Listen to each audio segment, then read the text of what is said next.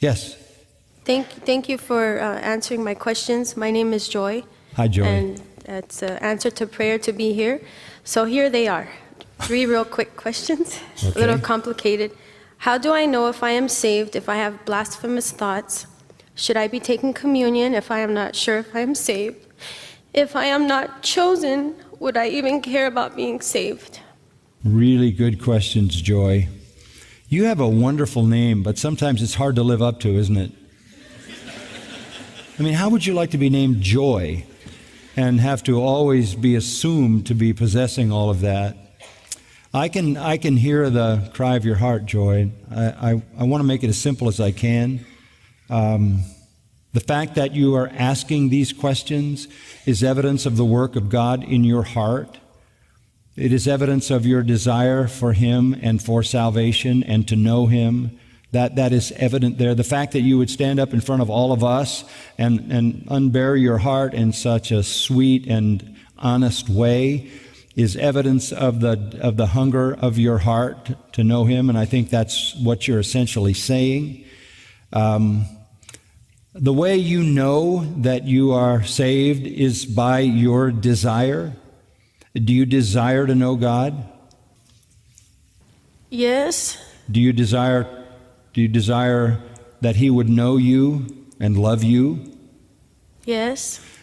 Do you desire to love Him?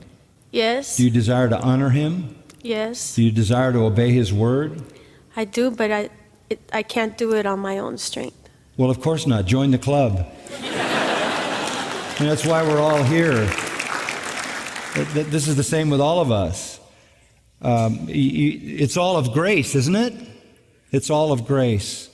The Apostle Paul in Romans 7 helps us because this is the Apostle Paul. This is the one that we would elevate as the supreme example of a Christian.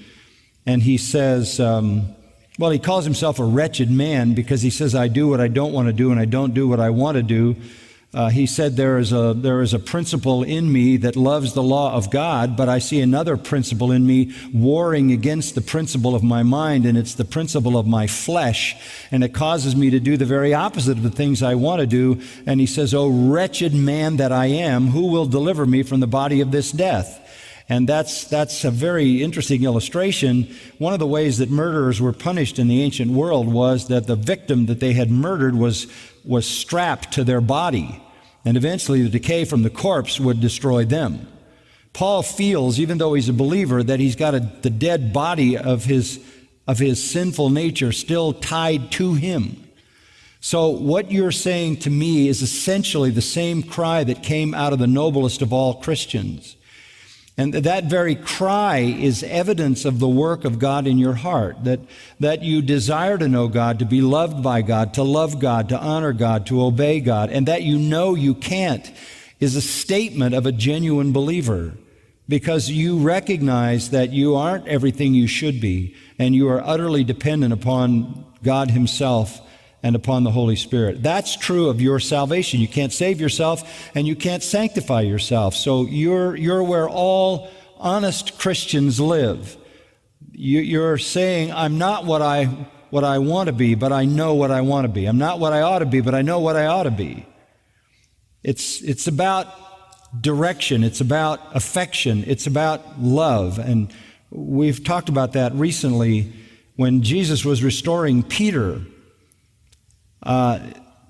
In John 21, he said 3 times, do you love me? Do you love me? Do you love me? And Peter had been caught in disobedience again. And yet he said, Lord, you know me, you know I love you. Then feed my sheep. He accepted the failing life of Peter, the tendency to be disobedient, and even maybe to have ungodly thoughts, which is just part of that remaining sin nature. But he accepted that man, and he accepts all of us if we love him, and calls on us to love him more.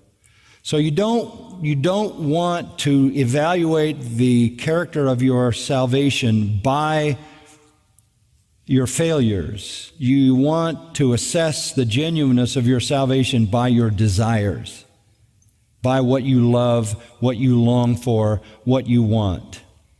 And you're here. And that says everything. This is not a place for people running from God. This is a place for people running to Him. But asking the question is important. The purest joy, to kind of play on your name a little bit, the purest joy in the Christian life comes when we are obeying Him, loving Him, serving Him, worshiping Him. That's when we enjoy the most assurance. Security is one thing. Security means that I am saved and He will keep me until I see Him face to face. I'm secure in Him. That's not assurance. Assurance is the confidence I have in my mind of my salvation. Many people are saved, they're secured by God in that salvation, but they don't always have the assurance. Why do we struggle with assurance? Because we know our weakness, because we know our temptations, because we know we're not what we ought to be. Sometimes because we fall into a pattern of sin and we lose our assurance.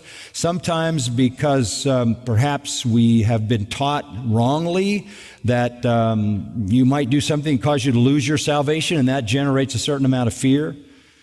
But to go back to the main point, the very desire of your heart is the evidence of the work of God in your life, because unregenerate enemies of God don't have those desires.